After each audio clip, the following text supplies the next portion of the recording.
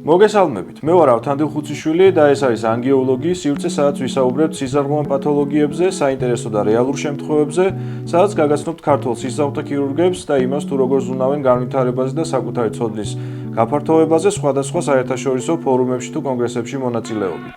ამ არხზე ნახავთ თეორიის გარდაქმნას სწორ პრაქტიკულ გადაწყვეტილებებად, რაც შეეხება პირველ ეპიზოდს 2025 წლის ზაფხული ქართველი სისხლძარღვთა ქირურგები იქ, სადაც ყოველწლიურად იკრიბებიან წამყვანი სპეციალისტები მთელი ევროპიდან.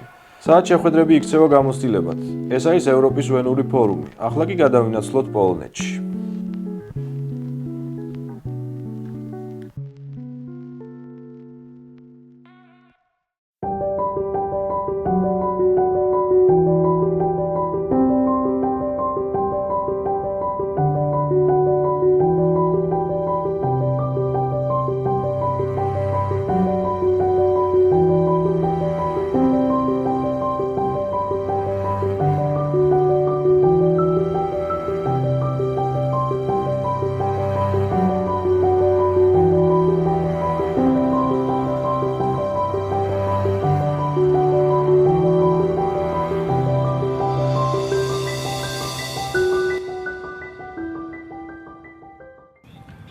გამარჯობათ, მე ვარ სისხლძარღვთა ქირურგი ავთანდილ ხუციშვილი, მოგესალმებით ქალაქ კრაკოვიდან, პოლონეთის ისტორიული ქალაქიდან, სადაც წელს წარდება ევროპის ვენური ფორუმი.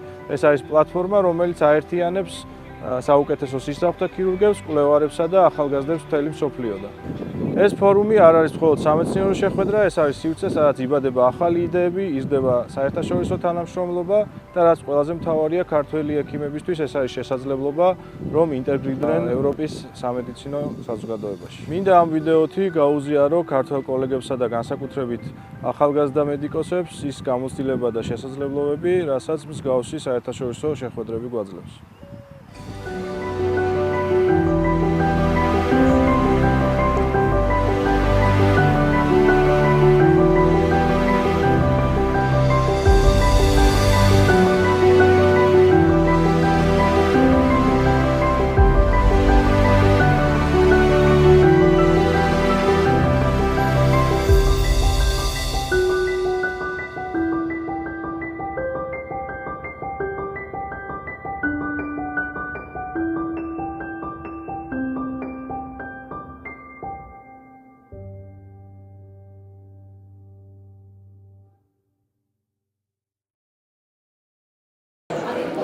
მოგესალმებით, ჩვენ ახლა ვიმყოფებით ევროპის ვენურ ფორუმზე 2025 წლის, სადაც წარმოდგენილია ქართველ სისხლძარღვთა ქირურგთა საკმაოდ დიდი დელეგაცია. გავესაუბრებით ერთ-ერთ მათგანს, ბატონი ირაკლი ფოფხაძე, ახალგაზრდა, თუმცა უკვე საკმაოდ გამოცდილი და წარმატებული სისხლძარღვთა ქირურგი. პირველ რიგში მოგესალმები ირაკლი. მოგესალმები ავთო.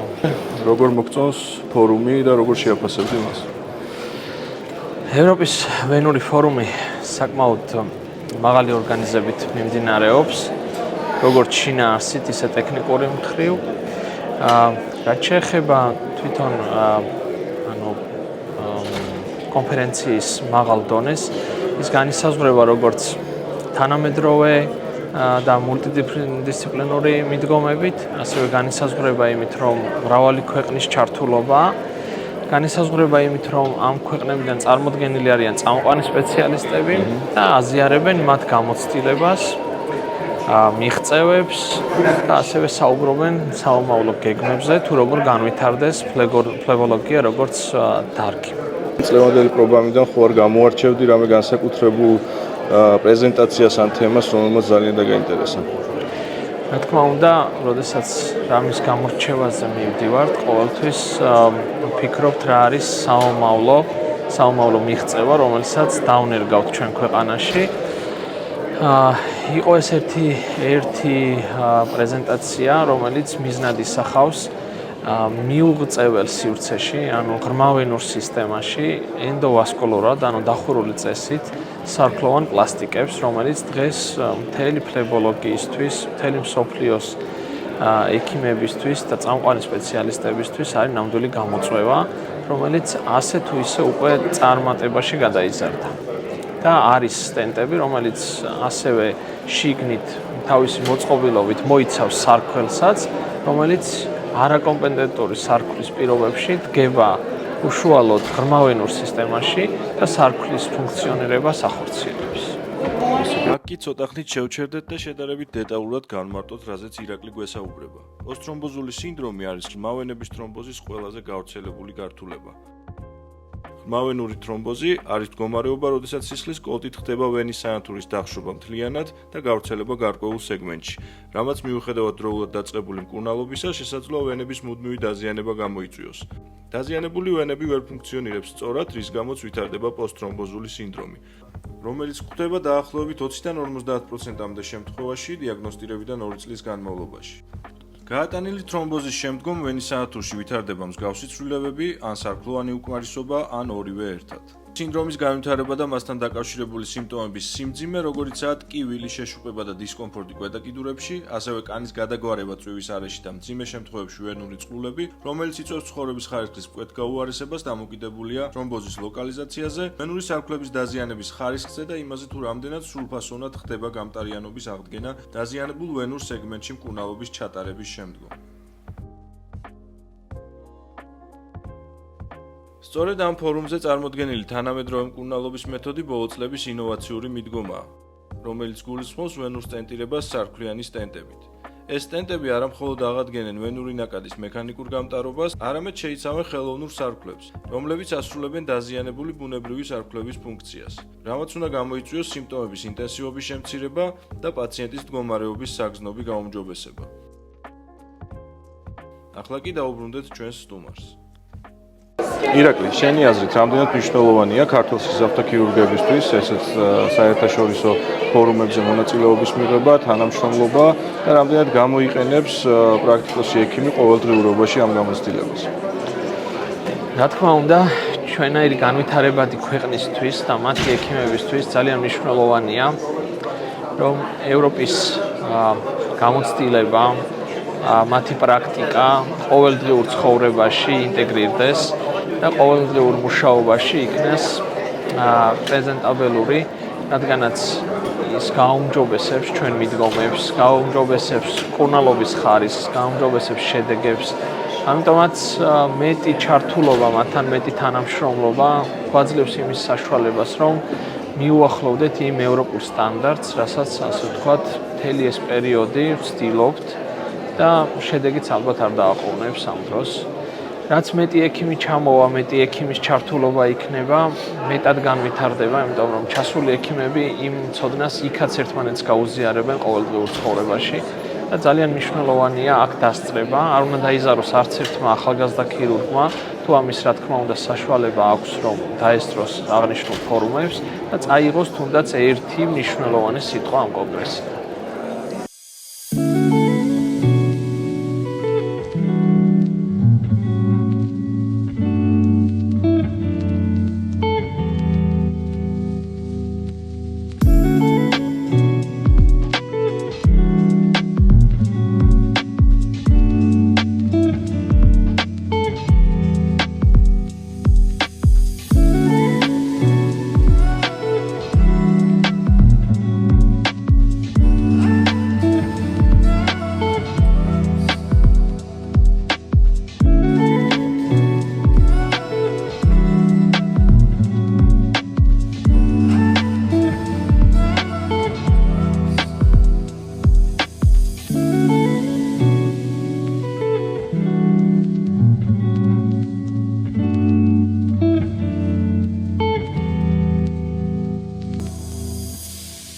ირაკლი, რა შეიცვალა ბოლო 10 წლებში ვენური პათოლოგიების მკურნალობაში და შენი აზრით რამდენად კარგი ალტერნატივაა ენდოვასკულარული ჩარევები ღია ქირურგიისა?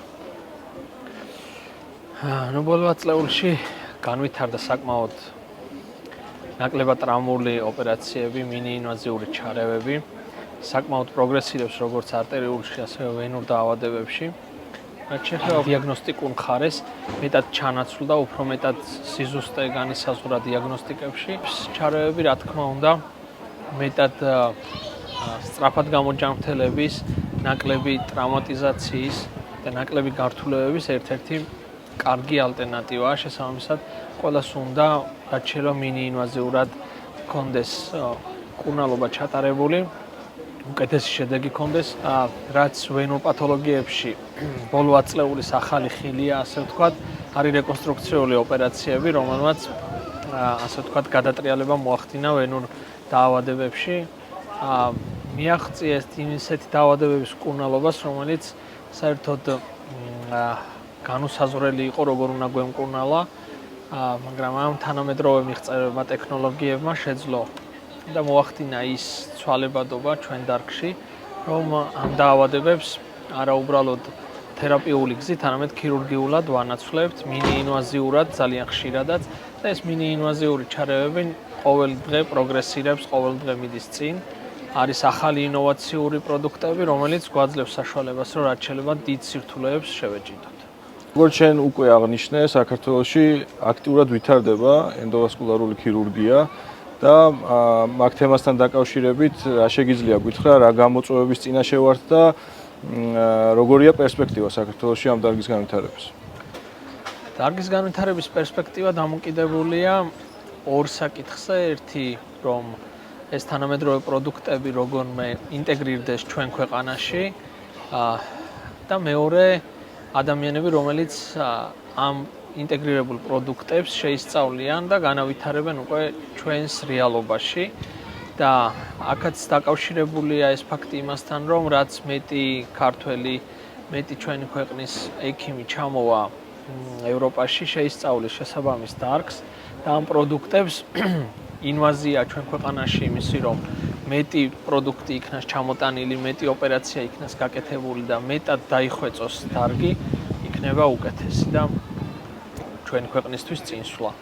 ჩვენ ქვეყანაში როგორც ასევე მთელ მსოფლიოში ენდოვასკულარული ქირურგია, რა თქმა უნდა, პროგრესირებს, ყოველ ნაბიჯ მივდივართ წინ, მაგრამ კარგი იქნება თუ შემდეგი, ასე ვთქვათ, ინერცია ჩვენი იქნება მიზანმიმართულად განათლებასა და ინფრასტრუქტურაზე, რაც ძალიან, ასე ვთქვათ, რთული საკითხია, იმიტომ რომ მარტო ექიმებზე არ არის დამოკიდებული, ინდივიდუალურად ექიმების, ასე ვთქვათ, თავისი ინვესტიცია სწავლაში მხოლოდ არ ყოფნის ამ საკითხს, უნდა გვერდში დგომა უფრო მეტად დიდი სტრუქტურების, ქვეყნის, ასე ვთქვათ, სამინისტროების, განათლების, ღალატების ინფრასტრუქტურის საკითხი, რომ მეტად ხელმისაწვდომი იყოს ყველა ოპერაციაზე, რაც ჭირდება პაციენტს და არა მოვარგოთ ის სიტუაცია, რაც გვაქვს. არის შენ საქმიანობაში ის, რაც ყველაზე ძალიან გიყვარს და რა სირთულეს გამოარჩევდი სისხლის ქირურგიაში?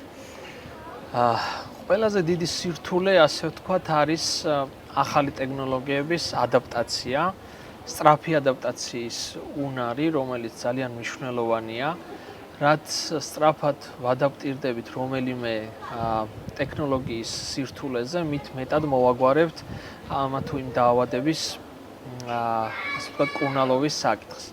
რაც შეეხება სიამოვნებას, სიამოვნება არის ის, რომ პაციენტი, როდესაც ელოდება რაღაც რთულ დაავადების, ძალიან რთულ გადაწყვეტილებებს და ის გვარდება მინიინვაზიურად, მარტივად და პაციენტი საერთოდ არ ელოდება ესე მარტივად, რომ უბრუნდება ცხოვრების სოციალურ პირობებს, ეს დიდი სიამოვნებაა მისთვისაც და ექიმისთვისაც, რა თქმა უნდა.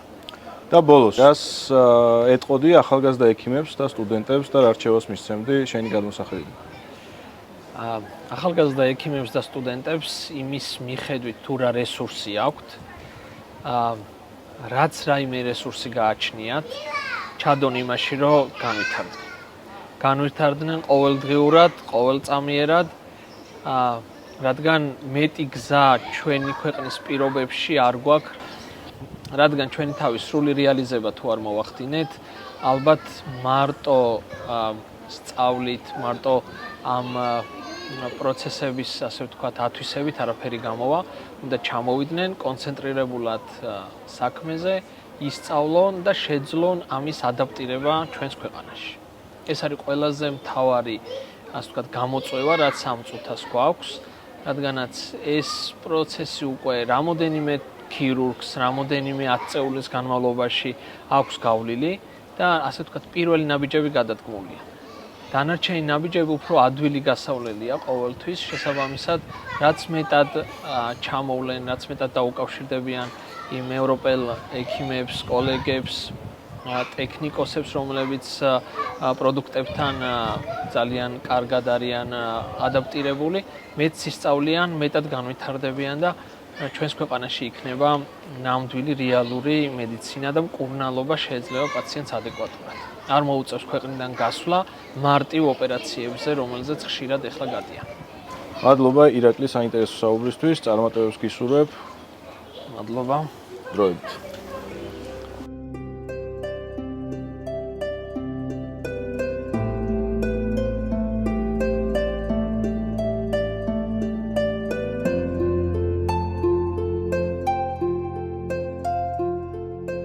ტრადიცია საუკუნეების განმავლობაში. პოლონეთის ამ ისტორიული ქალაქის გულში მდებარეობს იაგელონის უნივერსიტეტი. იგი 1364 წელს დაარსდა და ითვლება უძველეს სასწავლო დაწესებულებად მთელს ევროპაში. სამედიცინო ფაკულტეტი კი 1400 წლიდან ფუნქციონირებს, სადაც სწავლება მიმდინარეობდა ლათინურ ენაზე, ანტიკური ტექსტების და პრაქტიკული ცოდნის საფუძველზე. იაგელონის უნივერსიტეტი გვახსენებს იმას, რომ ყოველი წინ გადადგმული ნაბიჯი მეცნიერებაში ეფუძნება საუკუნეების ცოდნას. ახლა კი ვემშვიდობებით უძველეს ქალაქს, ახალი გამოცდილებით და ახალი მიზნებით.